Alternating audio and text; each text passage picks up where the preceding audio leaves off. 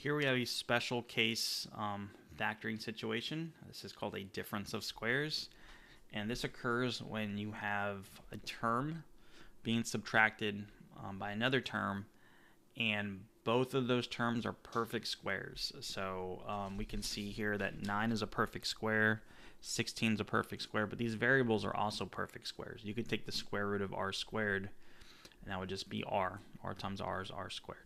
And the same thing with the 4. 2 times 2 is 4. So when you see this, it means there's going to be a binomial times a binomial. And your first binomial is simply the square root of both of these terms. Square root of 9 is 3. Square root of r squared is just r. Minus the square root of 16 is 4. The square root of s to the power of 4 is s to the power of 2. And because this is a perfect square on both of them, we just rewrite a second binomial. And we're going to rewrite the same thing, but this time it's going to be a plus. 3r plus 4s squared. And the reason why this works is because it'll end up canceling your middle two terms, so we're just left with the front and the back.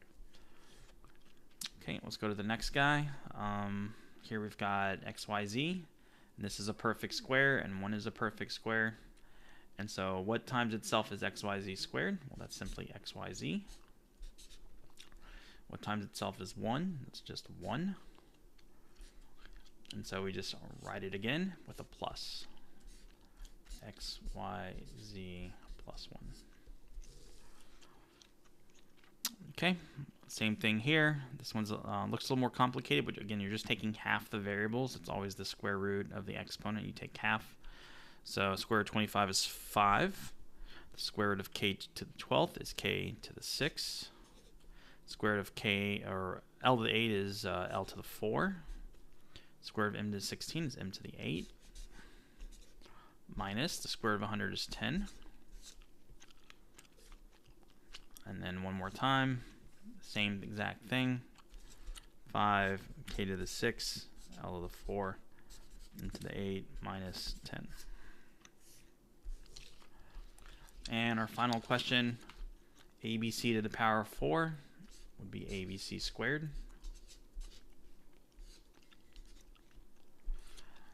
Minus, this is all inside of another parentheses, minus square root of 36 is 6. Square root of e squared is e. And then we just write it one more time. I have to write it a little smaller this time. abc squared plus 6e.